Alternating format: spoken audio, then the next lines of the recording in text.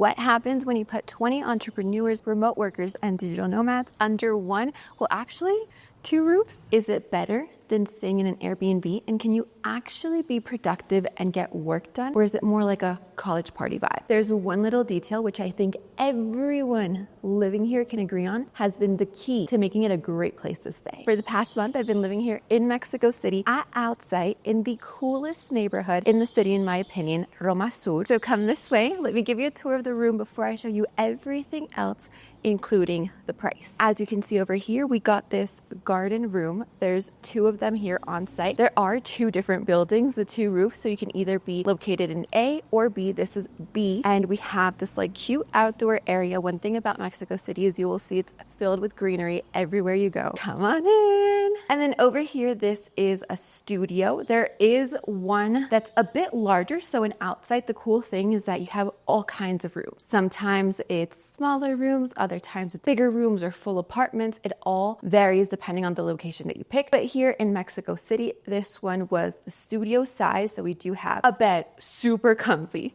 10 out of 10. Good desk space to take calls, work. Like, they obviously know that everyone coming here works remotely. Good amount of closet space and everything. And then this way we have the bathroom, pretty normal size, but has everything you need. One thing that I did like about Outsite is that they do provide everything for you, like shampoo, conditioner, soap, all those good things. Honestly, everything you need for a long-term stay in order to be comfortable. And right here, something that I thought was really cool and was the reason why I was like, I'm sold. A little kitchen. It is little, but it has everything you need. It's fully equipped: pots, pans, stove. You have fridge over here, blender, coffee, honestly. Oh, and I have to add, because we are in Mexico, purified water on tap, which is definitely something that last time I came to Mexico, we were like buying those big bottles, and every day like coming back from the grocery store with those bottles, like it's a hassle. So having this, time saver. And AC, because Mexico City gets hot. This is my first time staying at Outsite. Outsite is actually a company that has over 50 locations worldwide, and it's catered towards people that want to travel while staying a long time, while working, which is exactly what I've been doing for the past 3 years, except usually I would pick Airbnb. But there's just something about a company being like dedicated towards exactly the way that you travel, exactly what you're doing, that I was like, let me just try it out, see how it goes. So far, I have to say I'm impressed. And this is actually day 29 out of 30. The month is about to end. So that's a pretty good sign. But let me take you over here to the co-working space.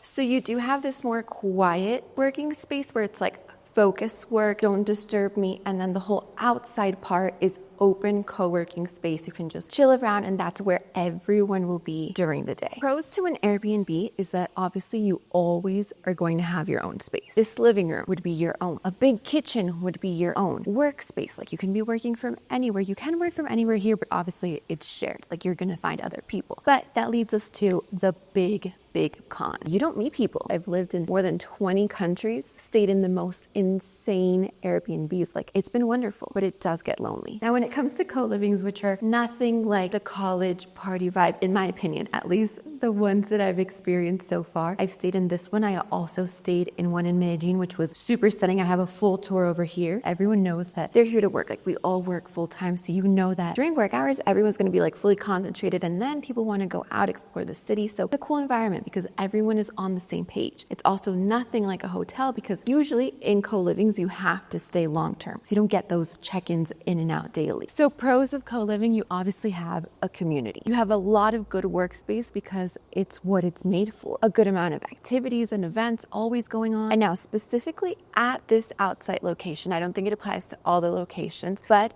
also where I stayed in Medellin last month, you do have your shared space, but you also have your own spot, like your own kitchen, your own big room, your own desk to take calls in and like focus really, really hard on your work. And if you want like quiet, no disruptions at all. So that's really good because the rooms have been such a decent size where you do feel like you have completely your own space while still having the option to go and share spaces if you want. Now, from what I've heard at some co-livings, and I don't think this applies to every location, I do want to start doing more tours while I stay around the world. So stay tuned for that and I'll give you my opinion after experiencing it. But for a lot of people, a big con is having to share a kitchen while for a lot of other people, having that like shared kitchen just unites the group even more and makes it like a lot of like a tighter group because you have group dinners, all the gatherings that happen around the table. I haven't personally stayed at one like that, so that will be interesting to one day experience and check out. Who is it for? Even if you don't like socializing all the time and being around a ton of people, what I've noticed this month living with 20 other remote workers is that everyone's on the same wavelength. Like it's not like you have to be here, like let's go here, like everyone goes here. No, you're on your own little time frame and bubble, but you have the option of being in a group, of exploring a new city with other people, because honestly, like how cool is that? We all work different time zones. Everyone works in different industries. However, the main common trait, which is very cool because it's what unites us all, is that we want to see the world. We love exploring outside our comfort zone, and we want to live and work, not just work to live. So it's created this community where you overlap during work hours, explore on the weekends, and are getting to experience life in Mexico day to day instead of just for a weekend on vacation. To me, it's the best of both worlds. Drum roll! The moment everyone's waiting for, the full cost for staying at this location in this beautiful studio with the Cowork, with everything included for 1 month in Mexico City comes out to a total of, hold on, first let me give it a rating. The location was a 10 out of 10. Everything was walkable, and I've actually been to Mexico City before and that was not the case, and it really just impacted my experience here in the city. The comfort level, 9.5